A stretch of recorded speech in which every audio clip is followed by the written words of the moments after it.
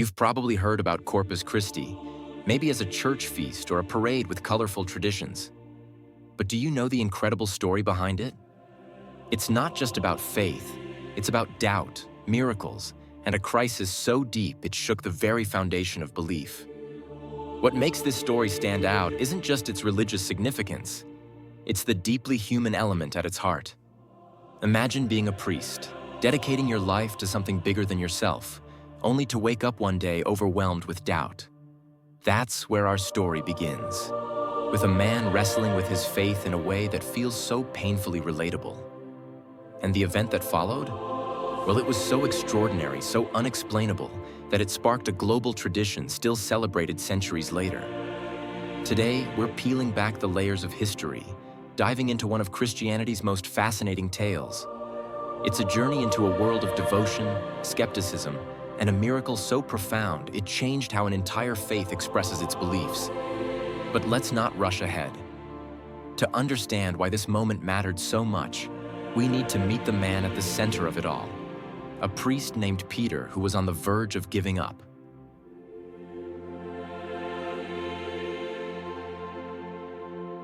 Peter wasn't your typical priest. He was devoted, yes, but also deeply introspective. A man who thought too much, maybe even for his own good. Living in the 13th century, he served in a world brimming with religious fervor, where faith wasn't just a private matter. It was the lifeblood of entire communities. But beneath his serene exterior, Peter was struggling with something he couldn't shake. Doubt. Doubt about the Eucharist, to be precise. For Christians, the Eucharist is central, a sacrament symbolizing the body and blood of Christ. For Peter, though, this wasn't just symbolic. It was supposed to be literal. And therein lay the problem. How could he, a man of faith, believe in such a mystery when his heart was whispering, "What if it's not true?" This wasn't some fleeting hesitation. It consumed him, gnawed at his conscience, and kept him awake at night. Peter's doubts became so overwhelming that he decided he couldn't bear it anymore. He had to find answers, or he'd have to leave the priesthood altogether. Faith wasn't supposed to feel this way, he thought. The people in his congregation looked to him for guidance, for certainty, but he could barely muster it for himself. Each Mass he celebrated left him feeling more like a fraud. What if everything he had dedicated his life to was built on a misunderstanding, or worse, a lie? In 1263, Peter made a bold decision. He would embark on a pilgrimage to Rome.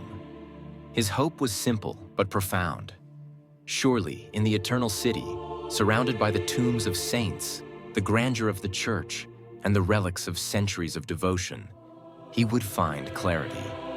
If anything could rekindle his faith, it would be standing in the heart of Christendom itself. His journey wasn't just physical.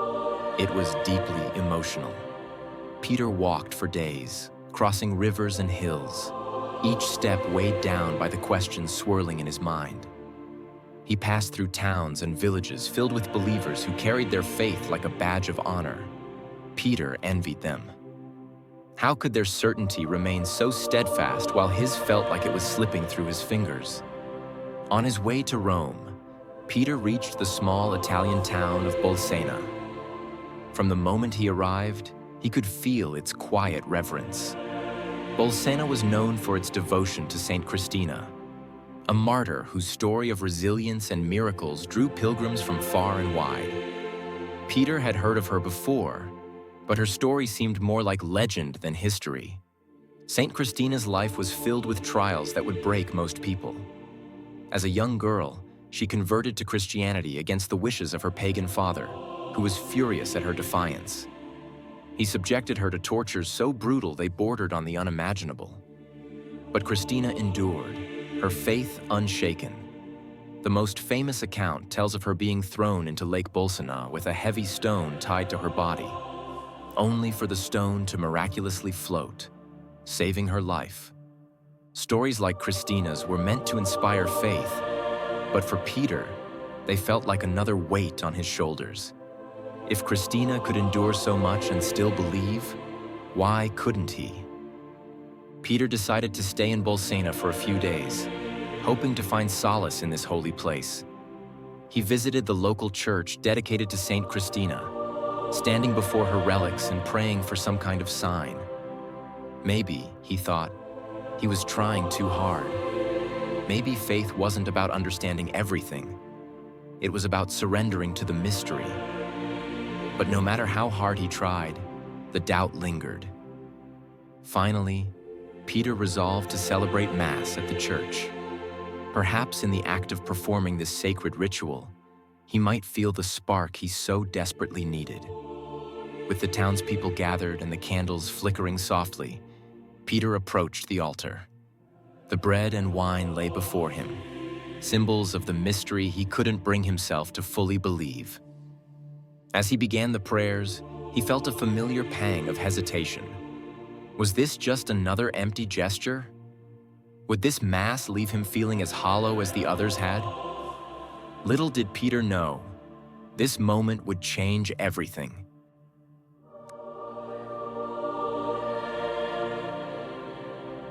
As Peter prepared to consecrate the Eucharist. But Peter's heart was heavy.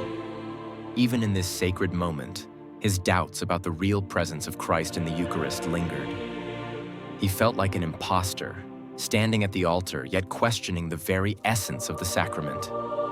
Then, as Peter lifted the consecrated host, an act meant to symbolize Christ's body, something happened that no one could have anticipated. Blood began to seep from the host, staining the altar cloth and dripping onto the floor. For a moment, time seemed to stand still. The congregation froze, their eyes fixed on the miraculous sight. Some fell to their knees, others whispered prayers or sobbed quietly.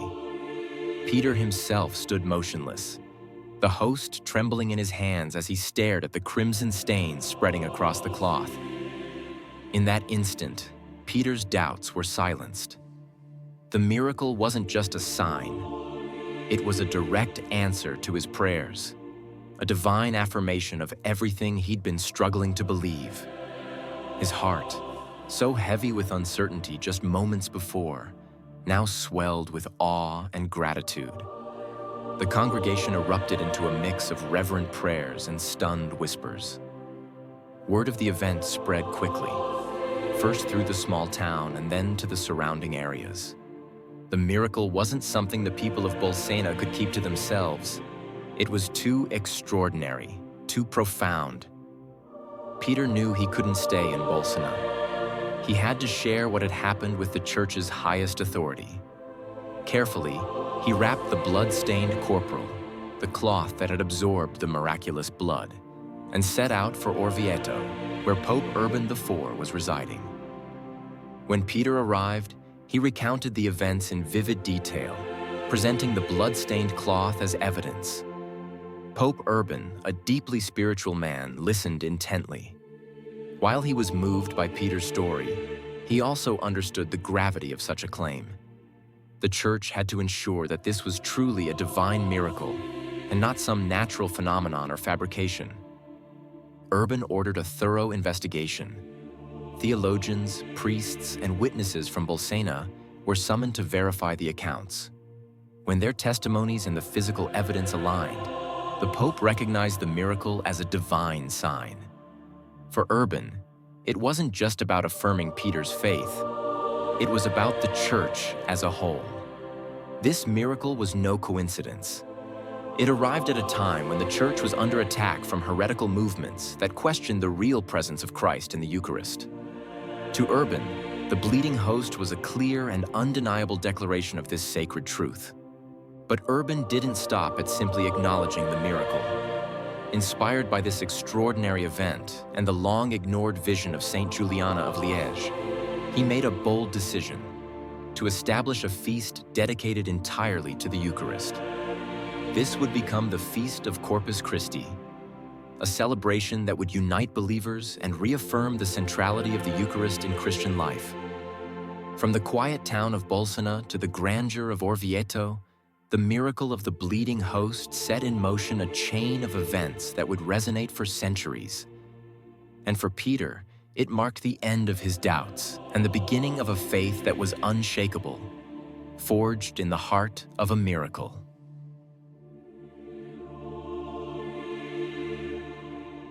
Before Peter's miraculous experience in Bolsena, another remarkable story was unfolding miles away in the quiet town of Liège, Belgium. This was the home of Juliana, a nun whose life would become intertwined with one of the church's most enduring feasts. Juliana wasn't just any nun. From a young age, she was deeply spiritual, with a unique sensitivity to the divine. But her journey was far from ordinary. Around the age of 16, Juliana began to experience a series of visions that would change her life, and, eventually, the church itself. In her most famous vision, Juliana saw a bright white disc glowing with an ethereal light. It was beautiful, perfect, except for one glaring flaw, a dark spot on one side. At first, Juliana was perplexed. What did it mean? She prayed, meditated, and consulted with spiritual advisors, trying to discern the vision's significance. Over time, its meaning became clear. The white disc, she realized, represented the church. Its brilliance symbolized the church's devotion to Christ and the Eucharist. But the dark spot? That was the absence of a feast dedicated solely to celebrating the Eucharist, a glaring omission in the church's calendar. For Juliana, the message was undeniable. God was calling for a new celebration, one that would honor the true presence of Christ in the sacrament of the Eucharist. However, Juliana's mission wasn't an easy one. Imagine being a young woman in the 13th century, trying to convince church leaders to adopt a completely new feast. It wasn't just a matter of faith, it was also politics. The church was deeply hierarchical, and ideas like Juliana's didn't always reach receptive ears. But Juliana wasn't deterred. She shared her vision with her closest confidants, including a priest named Jacques Pantaleon. Jacques believed in her message and began advocating for her cause. Unfortunately, Juliana didn't live to see the fruits of her efforts. She passed away before her vision could be fully realized. Years later, Jacques Pantaleon's life took an extraordinary turn. He became Pope Urban IV, one of the most influential pontiffs of his time. And when news of the miracle at Bolsena reached him, everything clicked. Peter's experience in Bolsena wasn't just an isolated event. It was the confirmation of Juliana's vision. For Urban, the time had come to act. Her message, combined with the miracle of the bleeding host, was the divine push he needed to establish the Feast of Corpus Christi. Juliana's life may have been marked by struggle and rejection, but her legacy would endure in one of Christianity's most profound celebrations.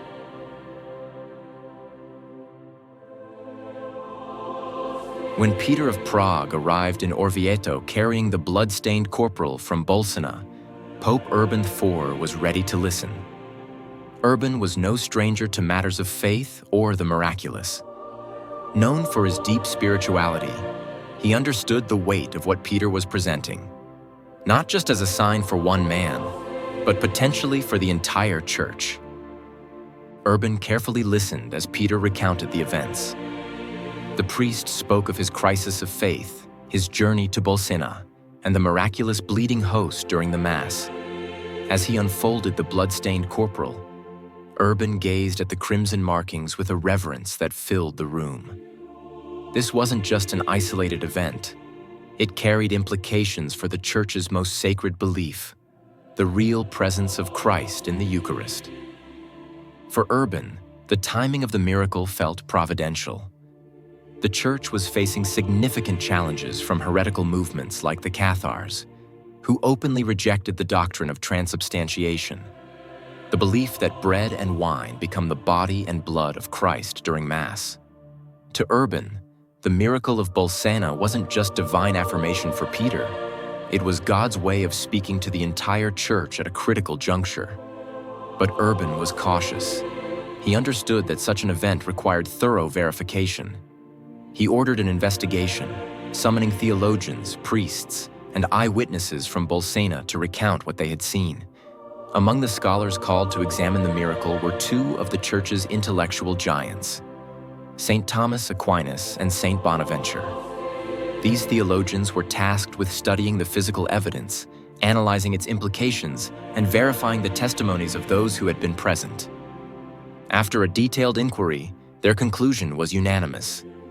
The miracle was genuine, a profound act of God meant to reaffirm the sacred nature of the Eucharist. This endorsement strengthened Urban's resolve to act decisively. The Pope saw in the Miracle of Bolsena and Juliana of Liège's long-overlooked vision a divine convergence. Together, they provided a mandate to establish a new feast that would elevate the Eucharist to its rightful place in Christian devotion. In 1264, Urban issued the papal bull Transiturus de Hoc Mundo, officially instituting the Feast of Corpus Christi.